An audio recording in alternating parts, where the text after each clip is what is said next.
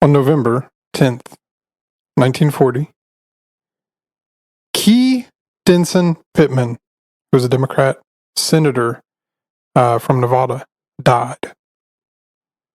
Oh, no. He suffered a massive heart attack just before the election on November 5th, and the aides were informed that his death was going to come pretty soon. And so to avoid affecting the election, the press was told Pittman was hospitalized from exhaustion. And the rumor, which was said to be falsely reported, but to be honest, it's probably completely true knowing government and politics, is that he died before the election and they kept his body on ice at a hotel until the governor, who's also Democrat, they're in the same party, could appoint his replacement. Pittman also served as the president pro tempore, as well as chairman of Foreign Relations Committee. But the hotel that his body was kept on ice in, allegedly,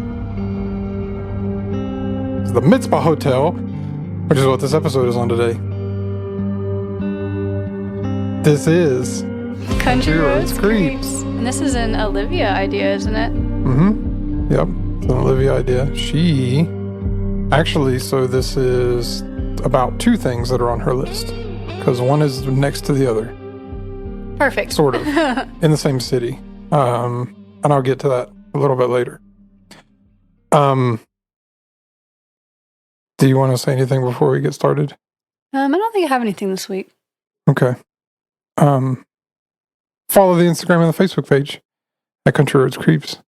We appreciate it. We keep getting more people to follow It's us. so exciting. I love it. Very cool. Growing. Also, it's the best way that people can get a hold of us if they have episode ideas. So messages are open. Also, I just want to clarify, this episode is, the dates on it are kind of shady at best. So It happens. I'll get into a few points of where I'm not sure that the dates in each source are necessarily correct, but I looked into a few things and I'm like, okay, well, this says that it happened this day or this year, but it couldn't have happened because of this other thing that I'll get into it. So some not super precise record keeping. No, not. This is the early 1900s. So yeah. And there was probably a courthouse fire at some point. Yeah. So just to be clear, if you are you getting all comfy? Yeah, I'm straight up laying down on this couch. I gotta adjust. Hannah has burritoed herself into a Snoopy blanket. That's a Halloween Snoopy. It's a mummy. Yeah. And it's a skeleton. I have a pillow, I have a blanket. I'm going to sleep almost. And, what's the name of the bird? Woodstock. Woodstock. He's a mummy too. Yep. Cute. So I'm ready now to listen. Okay. So but yeah, just to be clear before we jump into it, if you hear a year and you're like, well, that's not true, it's well, probably not. And the reason it's not is because it says it's this year, but I'll get into a few points where we know that I'll point out that it's probably not. Okay. So if there's anything else that I didn't catch, then just know that would be the reason. Are you having trouble? My mic just fell on my face. Yeah. I think we're good now. You deserve it. Yeah. So, regardless of the years and stuff. Right. It's a show about it could still be a good story. And hauntings and murders and deaths and stuff. Yeah. So don't get too caught up in all the dates because it gets confusing. Yeah, we're definitely not committed to 100% accuracy here. We do our best and just tell a good story. Probably true. Yeah. We do our best. So like I said, that you got that guy, senator who died. We have a new tradition starting today of Ooh. speaking about politicians in their best light when they're dead. So the Mizpah Hotel is in the This Tonopah. tradition's going to last for one episode. Nope, every episode. All right. Maybe not every episode, but the Mizpah Hotel is in Tonopah, Nevada. It's named after the Mizpah mine. The mining boom was sort of revived in Tonopah, at least out west. And it comes after like 20 years of this economic depression.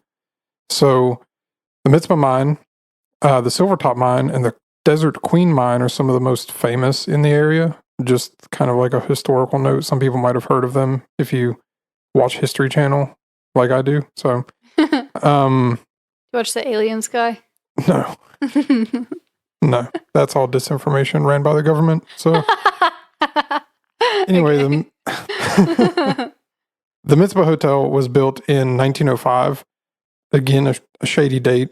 The actual hotel, I think, was built then, but the saloon that I'm going to talk about in a minute came a few years before then, and that was the first like structure, the permanent structure in Tonopah, but came a few years before, and the dates are kind of all messed up. So, but the Mizpah Hotel and another building actually share the title for tallest building in Nevada. That's cool. And this other building is the Belvada building. They're both 5 stories tall. Mm-hmm. So then they shared for a while, the tallest buildings in Nevada. And that Belvada building was built as the Nevada State Bank and Trust Building in 1906. And so it was actually predated by the Mizpah Saloon, like I said, which it says it opened in 1907.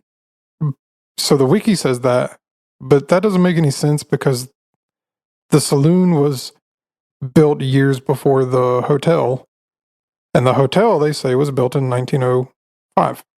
Right? And so, and the history part of the saloon is that it was the first permanent structure in Tonopah. So, which is like important. You have all these miners coming in and cowboys and farmers and, people coming in, and the saloon is the first place that's actually like built as a permanent thing. So, anyway, the hotel was financed by George Wingfield, George S. Nixon, Cal Brower, and Bob Govan, and it was designed by George E. Holsworth from Reno, Nevada. For those of you who don't know or have never watched Reno 911. There's some other sources that state the architect was Morrill J. Curtis, but it's not super important because we're not getting into a ton of the history of those guys. It's just historical stuff. So Cal Brower, just a note on him, he was involved with a bunch of different mining companies, and he owned the Tonopah Banking Corporation, which had an office in the hotel lobby, and he was the director of the Bank of Italy in San Francisco. Nice. Good for him. I don't know how you get to be the director of another country's bank in like a foreign country. It must have been a lot easier in like 1902 or something. I don't know. Yeah, there's like probably not as much competition. I don't know. Yeah, probably not. So according to like legend, this is like Old West mythos, right? Mm-hmm. According to these stories, Wyatt Earp kept the saloon, Jack Dempsey was a bouncer, and Howard Hughes married Jean Peters at the Mizpah. But Wyatt Earp left Tonopah before the Mizpah was built. Howard Hughes was married in Tonopah, but not at that hotel. And Dempsey, Jack Dempsey, says he was never a bouncer. Jack Dempsey is a famous boxer, if people don't know. But he actually, I saw some stuff on him where he got some fame so he was a miner, but he got some fame as a boxer. And some of his first fights were bare knuckle boxing that lasted like 25 rounds. That sounds horrible. And I actually, don't like watching fights like that. so, they still have like bare knuckle fights to this day that are like televised, like it's an actual still a sport. I So, don't like that stuff. um, I watched a clip on it where this guy was like, well, because he's like an actual boxer with the big gloves. And so on those gloves, they're super padded and your hand is sort of opened a little bit. And when you punch, you have to figure out how to like close your hand just in time to make contact because you can't be as fast if you have your hands tensed up all the time. But in the bare knuckle boxing, you have to keep your hands tensed up all the time because if you don't, you'll break your hands. Is that like UFC stuff? No, like UFC is different. They actually wear like it's not Oh, like little pad stuff. yeah, but theirs is mixed martial arts. Mhm. So it's jiu-jitsu and all kinds of striking sports. Yeah, I see. The bare knuckle boxing is just strictly like Boxing, it's boxing, but without you don't the have gloves. Okay, It's that makes sense. super crazy dangerous. So, Mhm. and make a note about that because we can talk about not chromatic. What am I talking about? Traumatic brain injuries Okay. at the end because I saw something about that was insane. Yeah. But we'll talk about it at the end. Okay. So, anyway, so the hotel actually still has places named after these people. So they've got the Jack Dempsey dining room and the Wyatt Earp bar. So I want to talk about Wyatt Earp because Wyatt Earp is a super interesting character. He arrived with his wife Josephine in 1902, which is where the dates are kind of wrong because the saloon was there before, and then Wyatt Earp showed up a few years later, and he like kind of ran the saloon or at least stayed there. But the hotel wasn't built until 1905. But then they say, you know what I'm saying? So this is where the dates get all screwed up. The timeline's messed up. So anyway, so he arrived in 1902, started, kind of hanging out at this bar. And then a few years later, the hotel was added onto it, I guess. Anyway, we should probably do like a cowboy episode Okay. on like Wyatt Earp and Doc Holliday. We gotta wear cowboy hats if we do that. And like some shootouts and stuff because some of that stuff is really crazy. There's some like pretty insane legends that come out of like cowboy stories. Mm-hmm.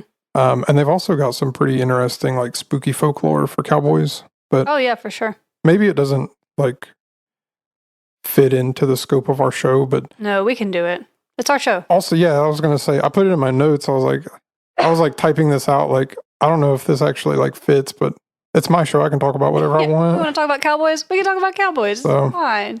I am a grown man who thinks that cowboys are way cooler than they probably are. I'm gonna put that out there. I feel like they're pretty cool. So they work hard. Yeah. Well, and they shoot bad guys. Anyway, I don't think they do that anymore. they still do. The Mizpah Hotel has a normal looking website. They don't really lean into the whole ghost thing like some other websites for haunted hotels do. It kind of seems gimmicky, I guess, to me, but the Mizpah actually just seems like a nice historic hotel. Like their hotel is basically like, here's a big historic hotel. We've been around for over 100 years. Right. And they've got like really nice amenities. And you can actually book the Lady in Red suite where they talk about seeing the ghost. But other than that, they don't really lean into it a whole lot, which I kind of appreciate. So, according to the USA Today, which is only as credible as you want it to be, the Mizpah is the #1 most haunted hotel in America. And it's rumored to be completely infested with ghosts, and strange occurrences have been happening for its entire life, the entire life of the building. So, the funny thing about it is like whenever you look up like most haunted hotels,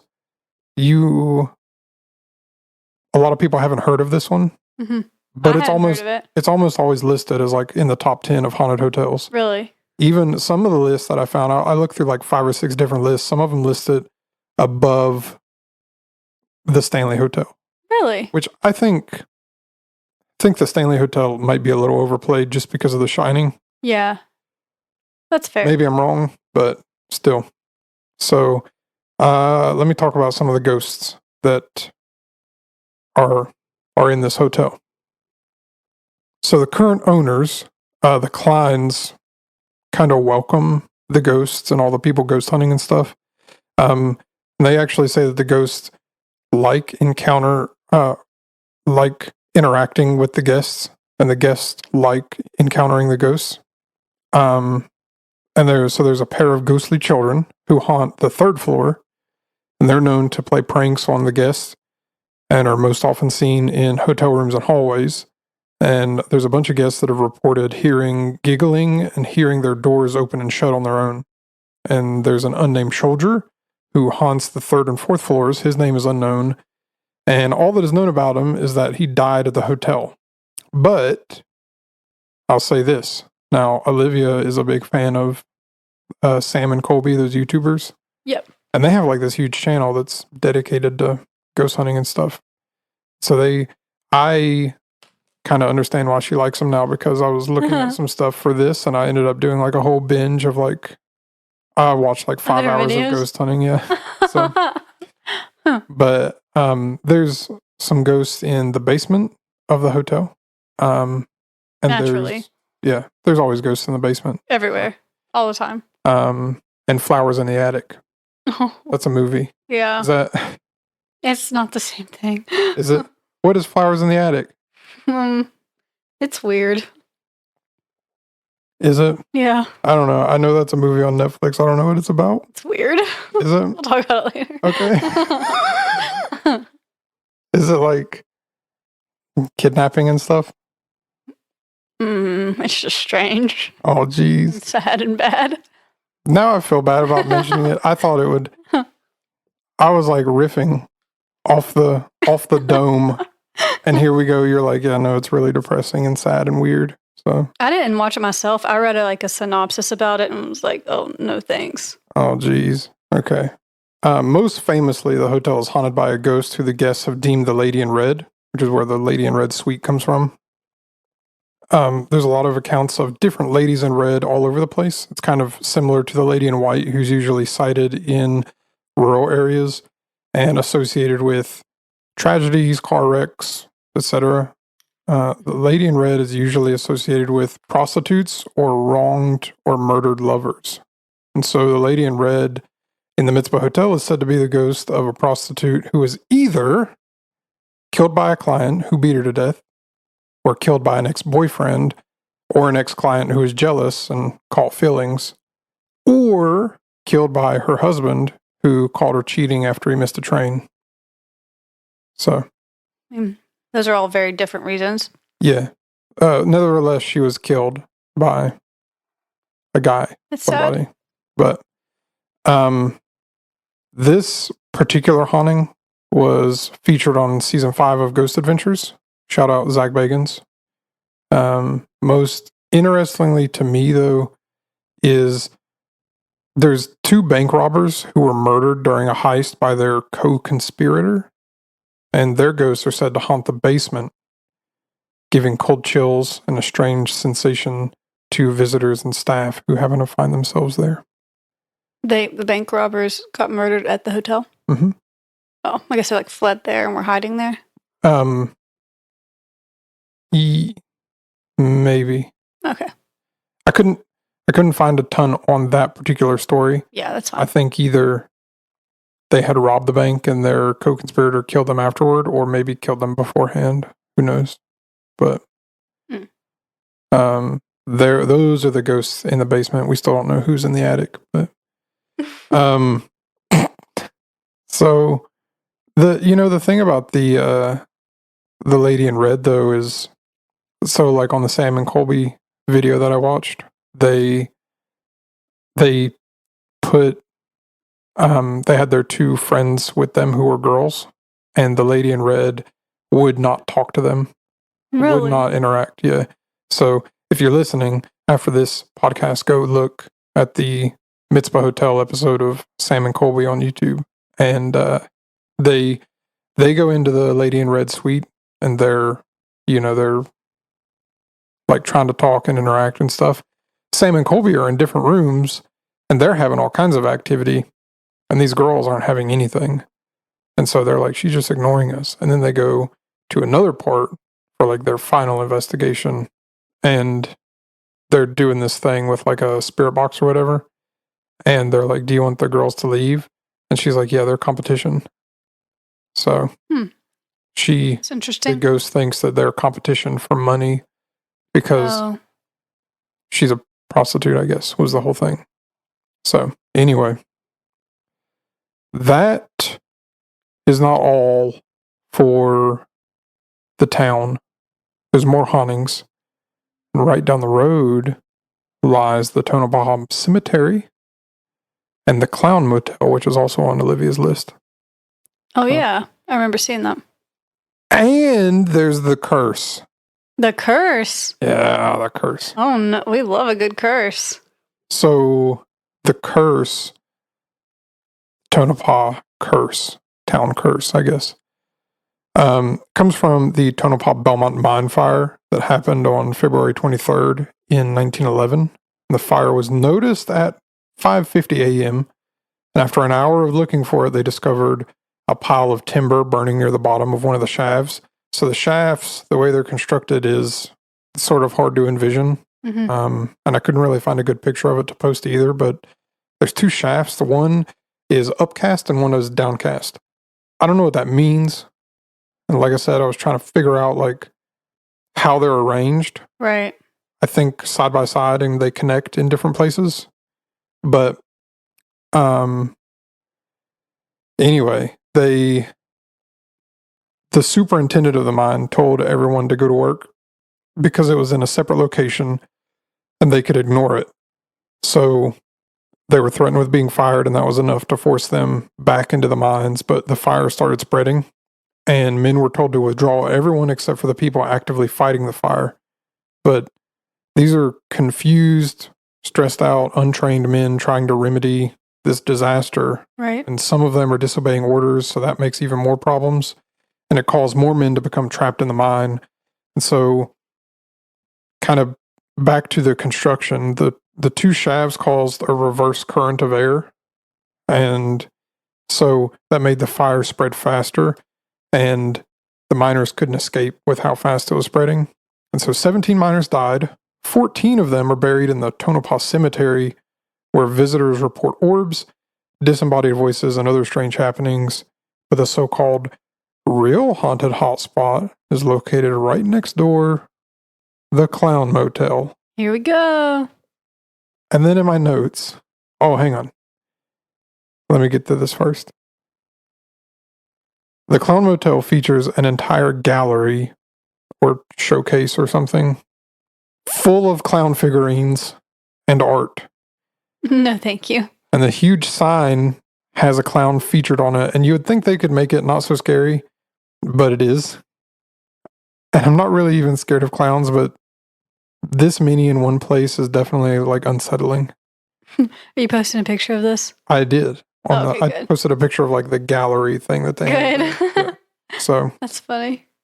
And weird. and then in my notes I wrote "hold up" in all caps, and they have their own history page. And then I wrote "double hold up," and this is so the Tonopah official website for the city has a bunch of stuff listed with this like all of these things that you can do. They've got a cemetery walking tour. Ooh. We love a walking tour. I'm speaking for you. Yeah. There's over 300 graves there. And I'm just going to read this from their website that covers what the tour includes. Bina Veralt, who is an incredible woman running from the law in New York City who ended up dying in Tonopah. She currently haunts the visitor center at the Tonopah Historic Mining Park. George the Devil Davis, the first African American in Tonopah, a political leader and an integral part of the community. He was known for being a joker and a prankster, and is rumored to still be playing pranks at the Tonopah Liquor Company. The Morojevich brothers, who were both killed in a mine accident at the Belmont Mine.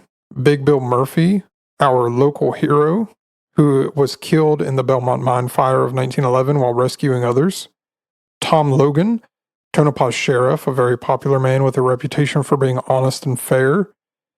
Unarmed and wearing only his night clothes, he was killed by an assailant outside of a brothel in Manhattan, Nevada. And the Merton brothers, 3 brothers that died within 2 years of each other. And the town of Tonopah came together then, as it does now, to take care of the family left behind. And they have a myths and a facts section that I'm also going to read from, because this is some of the craziest stuff. So people say that the old cemetery closed down because it was overcrowded. It's not true.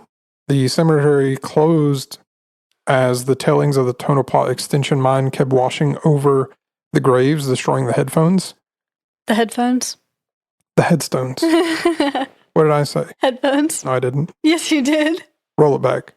The mine was planning an extension of its operation and wanted to prevent the cemetery property from expanding. And they donated the property of the new cemetery that is still in use today. A lot of the people buried in the cemetery died to a mysterious plague, also known as the Tonopah Plague, that occurred in 1902. So, the truth is, the plague was a huge number of deaths in 1905, not 1902, due to pneumonia, and assumed to be a result of lack of sanitation, especially close to the slaughterhouses. 56 people died between January and April, according to the Secretary of State Board of Health in his report to Governor John Sparks after an article in the San Francisco Call about the pneumonia scourge in Tonopah in 1901/1902. The Tonopah Daily Bonanza replied with a correction, arguing that they find the 27 deaths due to pneumonia between May 1901 and January 1902 in relation to a population of 1,500, not a heavy mortuary rate, and there is nothing mysterious about the pneumonia cases in 1901 or 1902 or 1905, as they were well documented in the local newspaper. Now, listen. Okay. I think that's a cover-up. Yeah? Because pneumonia is like a respiratory thing, right? Yeah. It's in your lungs. Yeah. People's livers were turning black and getting rock hard. Ugh, gross. So, I mean, I'm not a doctor, but I don't think that's typical with pneumonia. we are known to be medical experts, though. Oh, So, forgot. I mean, we pronounce all the words correctly. So, Right. anyway, the headstones have always listed the causes of death, which is a myth. The cause of death was an added feature in recent decades based on historic research conducted by historian Alan Mescher of the Central Nevada Historical Society. The cause of death was not listed on the original headstones. Only about 30% of headstones are original. Many headstones were rebuilt by the Tonopah Conservation Crew under the guidance of Mescher, with old material giving them an original look. Many of the graves were marked by Mescher using dowsing rods, an old technique employed to locate groundwater or other disturbances in the ground, such as grave sites. The technique proved to be accurate when the plot map was found years later in an attic in Round Mountain in the late 1970s. Now, listen. I didn't know that dowsing rods were used to find. I thought that was hokey stuff. I didn't know that they were used to find gravestones or grave spots. So you would think, right, that because I thought it was hokey to find water, but people found water with them. And I thought that the whole thing was like, oh, the spirits are leading us and they'll cross whenever we get over. It's just because there's a disturbance in the ground. Right. So that's just fake. So now I'm disappointed, even though I already had a predisposition that it was kind of hokey. So, anyway, the Clown Motel has their own history section, which is pretty interesting. So, starts in 1942, and and there was a bunch of fires in the Tonopah area, like namely some of these mine fires. There's a guy named Clarence David who died in the Belmont fire of 1942. And he was buried in Tonopah Cemetery, and he just so happened to have a clown collection.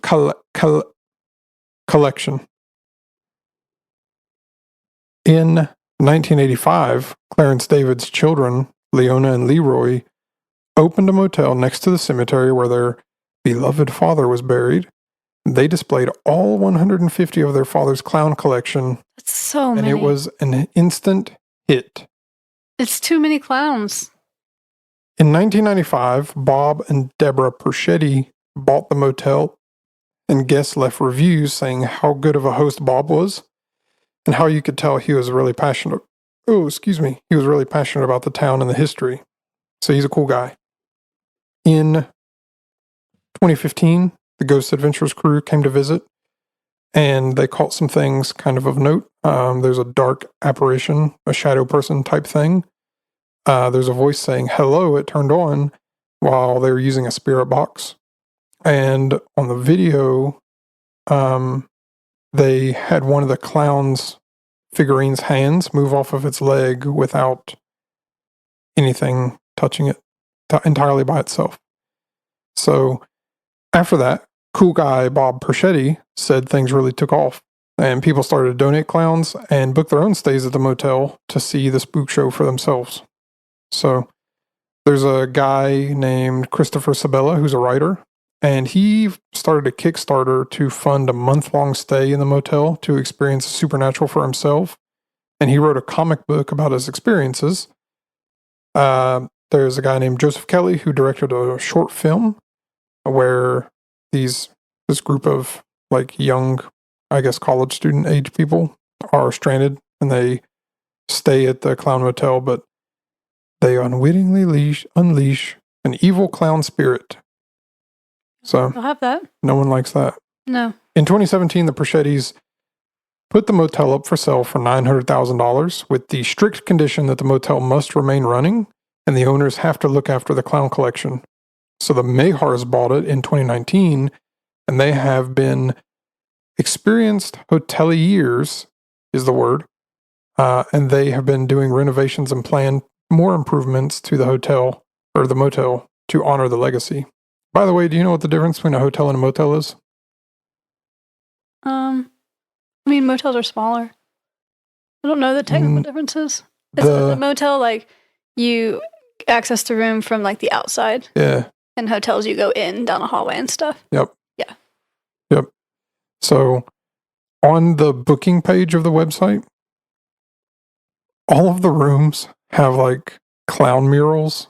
No. And like different themes, like Friday the 13th. Mm-hmm. Some of them just have like weird art pictures and clown drawings. Yeah. But some of them have like clowns everywhere on the walls and everything. So scary. Anyway, it seems like really reasonably priced. You can book a stay for yourself. That's good. So this episode is sponsored by the Clown Motel. I wish. So also just some notes. Tonopah is nationally recognized as one of the best places in the United States to experience breathtaking stargazing in the darkest skies. The Tonopah Stargazing Park just so happens to be some of the best stargazing in Nevada thanks to minimal light pollution from area city lights. And they say on their website you don't need any special equipment, just your eyeballs, but it would make a really great location for star trail photos and Milky Way pictures. That's good to know. Very dark. Actually voted like some of the darkest skies in the United States, I think. Mm-hmm. So I think that place, there's a few other places out west, and then you've got Green Bank here in West Virginia. Yeah. Because they have the observatory there. So, by the way, whenever I went to the observatory, when I stayed there when I was in high school for a couple weeks, we got to like stay out on the like where they have some of the telescopes at, and you can like see them aiming themselves over at the like different stars. But you can see like the stars going overhead. It's very kind of an unsettling feeling watching stars like that just lay on your back, because you can almost at a certain point start to feel the earth rotate. You know what I'm saying? Yeah.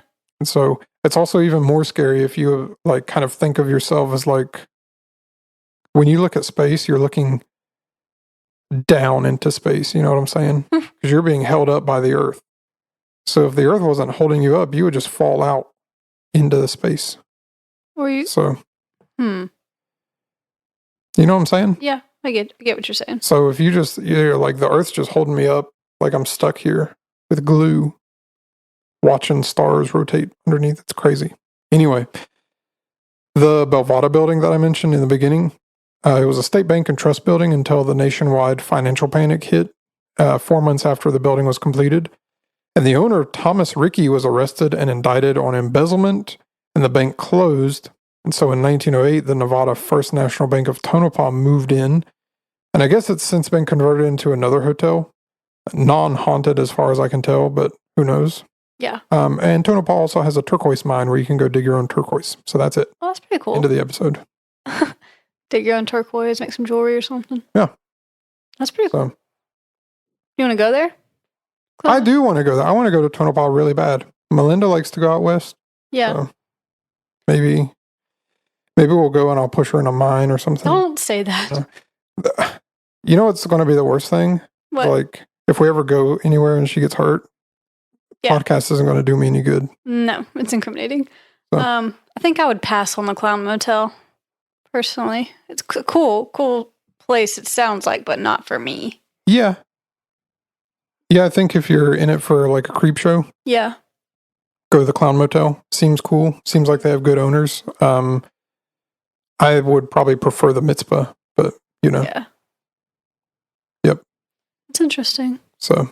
Are we circling back to traumatic brain injuries? Yes, traumatic brain injuries. So, speaking of bare knuckle boxing, right? Okay. So, fighters often have CTE. So, yeah. Or like traumatic brain injury, TBIs. And so, the problem with that is that, like, number one, it's bad for you, like you can die from it, but also it totally changes the personality sometime. So for sure. There's actually a story about one of those guys from like Civil War era who had like a spike or an arrow or something through the brain, and everybody said he completely changed. His name was Phineas something. Yeah. I remember reading about that. So traumatic brain injury, I think this is going to be like a weird reference, but do you remember who Chris Benoit was? He was a famous WWE wrestler, like when we were kids. Mm-hmm. So he like murdered his entire family. Mm.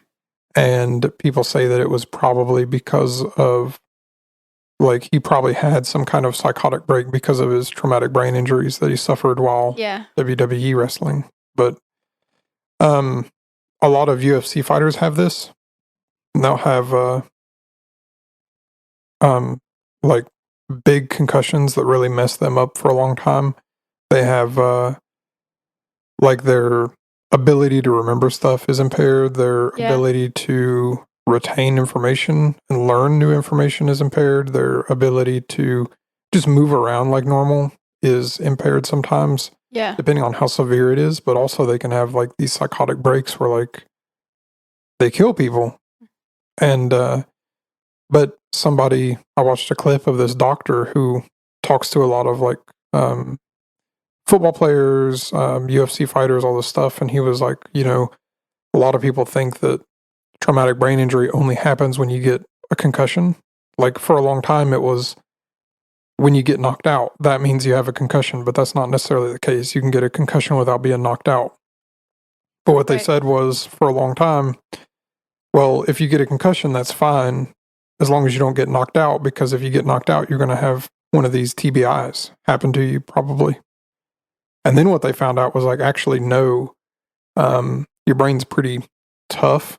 Yeah. But if you like, they're like, how many times have you been hit or how many times have you been tackled where you just felt like rocked? Like you kind of, like you get dazed a little bit. Yeah. That's a traumatic brain injury. Yeah. Every single one of those little things is your brain hitting the wall where it's not supposed to hit. Mm-hmm. And so that equals a traumatic brain injury. You get enough of those, it's going to happen to you. Especially like some of the guys that, like special forces soldiers and stuff that, like whenever you breach a building, they use their, like those, I don't know what they're called, but they're like breaching charges that are held on with like duct tape. Or if they're just using like normal C4, a lot of times they would stand pretty close to it and you could feel the shockwave. They always say you can feel the shockwave going through you. And they knew it wasn't the best in the world, but they didn't know that they were giving themselves concussions every time they did that. Right. And so that was like a new revelation that they had. So, Yeah. Traumatic brain injury is no good. And it's a very scary thing to happen. So, anyway, that's It's good. that's I pretty know much like it. a little bit about the traumatic brain injury and the CTE just from reading all those stories about like people that turn into serial killers and stuff. A lot of those had like brain injuries as children or, as they got older. Mm-hmm. And like a lot of football players will get CTE from the repeated concussions and get personality changes and stuff. So you got to be careful with your brains, people. Yeah. You only get one of them. Take care of it. Wear a helmet and be safe so you don't have a personality change. Yeah. So that's over the episode. We actually came in pretty short today on time. That's okay. I think you did a good job. I mean, some new stuff. We haven't really done too much on haunted hotels. Nope. And there's 2 today. Yeah. I liked it. Good episode. And we're going to be going into our holiday break here pretty soon. Oh yeah, we didn't. We never said it. I meant to say that. I meant to put it in my notes to mention it, but okay. Yeah. Let me pull up the calendar really quick because we talked about it. And so, episode we record today. The this episode will release on this Thursday, the 16th. Mm-hmm. So I'm kind of dating us, but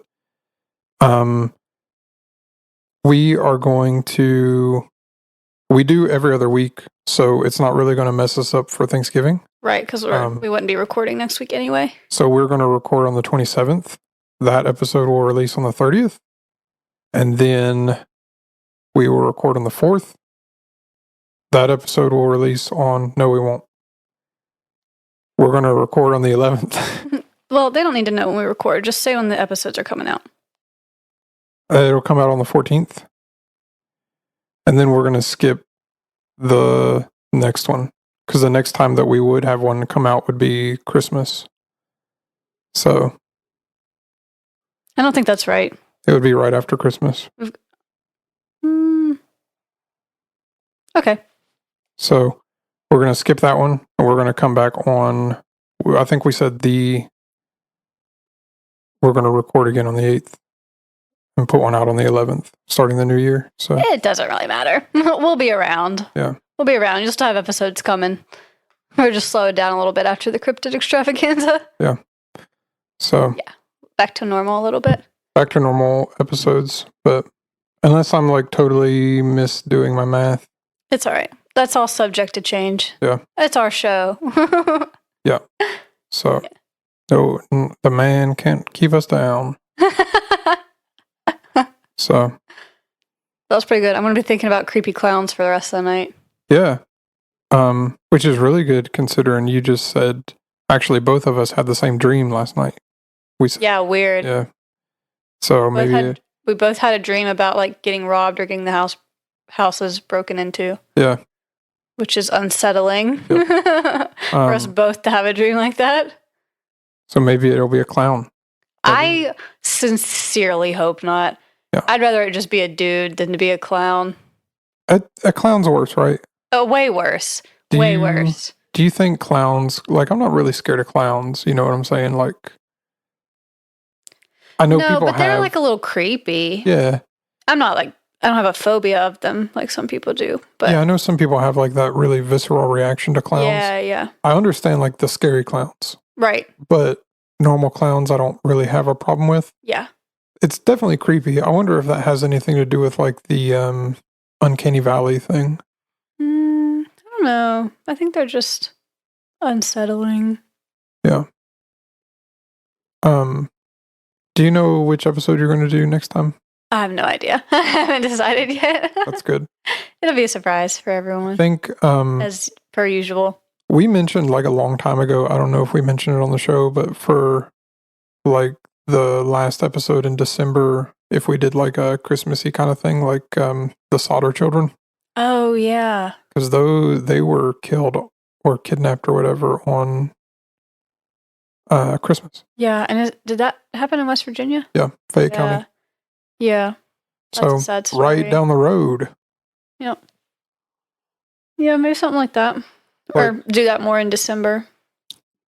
Yeah, that's what I mean.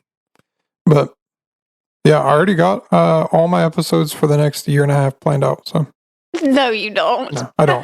You have like the next 2. 3. No, not the next. I don't know. I'm sure eventually I'm going to pick something, but well, you're farther than me anyway. I really wanted to do some on some serial killers. Yeah. But I might want to wait until the next year to do that. So, and then I'll just do like every other week. It'll be a series, a Shane episode on like weird killers. Yeah, I was gonna say as long as it's still weird and not just like a true crime series. And by serial killer, like a series, I have 2 specifically that are super weird. So okay, that's it. Yeah. Well, that's enough. Yeah. So, and then we get to start on some real good stuff. Yeah. Like conspiracies. Oh, yeah. No. Oh, yeah. Like, no. like the moon. No, we're not doing the moon. The moon is real and not hollow. No, what Shane says, the moon is real. I follow some pages that post like NASA footage all the time. Oh, I know. Because you send me stuff. So, well, I send you those ones, the crazy ones. There's a few that I follow that share like the NASA footage where like there was one recently where somebody like some lady astronaut lost her tool bag in space. It just like floated off. And she's like on the radio like, yeah, I lost my tool bag. That's funny. and then people, they were like, so what? Like the caption was like, what happens to is it just like junk in space? And people in the comments were like, they'll probably just find it at the bottom of the pool. Because the conspiracy is all the ISS footage is filmed in a huge swimming pool. That's so dumb. I mean, I guess the proof for that, the only proof for that is that there is a big swimming pool with a replica of the ISS in it where they train. Yeah, fair. But like, and so the conspiracy is that that's what the ISS actually is, and all the footage you have of the ISS is that. No, we're not even entertaining that. Pick something else. I'm not going to do that. That's there's some conspiracies that even I can't believe in, and that's saying something. Yeah.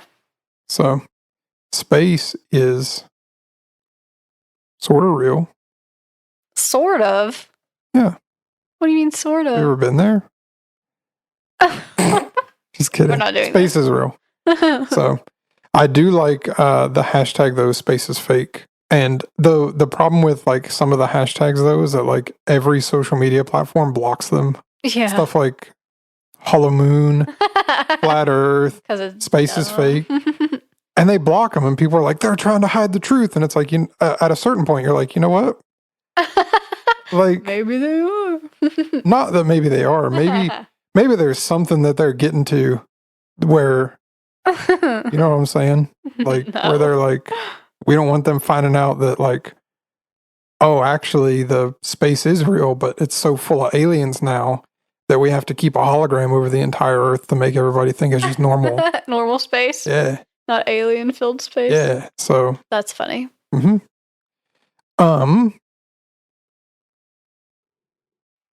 That's it? Yeah, that's it. I was trying to think if there was something else. Maybe not. Maybe that's just it for the episode. Yeah. Maybe that's it. It just feels weird to only do like a 50-minute episode. No, that's a good length. Quick, talk for another 10 minutes. No, we just had some long ones during October, but that's a good length. We can wrap. Yeah, we did have some long ones, both of us, talking about stuff. Especially, I mean, Hannah takes forever to say anything. Jeez. Whatever. I mean, definitely not me. Couldn't be me. So, I do have something creep to share. Oh, go ahead then. Saw deer today, actually, at the range. Mm-hmm. And it was bent, like a bent neck kind of deal. Ooh, no. Like sideways. No. At the head, like if you know how like a puppy will tilt its head. Yeah, like I hate it was that. like that. That's scary. And that was creepy, and I couldn't tell. Like I was like, is it making eye contact with me, or is it just looking my direction? Yeah, and you don't want to get close enough to find out. Yeah. So, Spooky. and also it had really sharp teeth and hands. So, And then it stood up on its hind legs and then it ran at you. no, but it was like sideways, like when a puppy hears a sound. Yeah. It's like, huh? Just enough to be a little unnerving. Yeah. I was like, that's not a deer, except it looks like one. Quacks like a deer. I will give a hint on a future episode really quick because you were asking me about it earlier and I couldn't remember what the thing was, and now I'm ready to remember. It's one word. It's a one-word hint. Are you ready? Yep. And I'm not even sure if I can pronounce it correctly. Naturally. Yep. Junipertenga. Shane. What? Thanks for listening. Follow the Facebook page and the Instagram page of Country Roads Creep. Send us messages on what you want to hear in the future and leave us a 5-star review on your preferred podcasting platform. I'm Shane. I'm Hannah. This has been Country Roads Creeps. Be safe driving home. Watch over the not deer. Bye.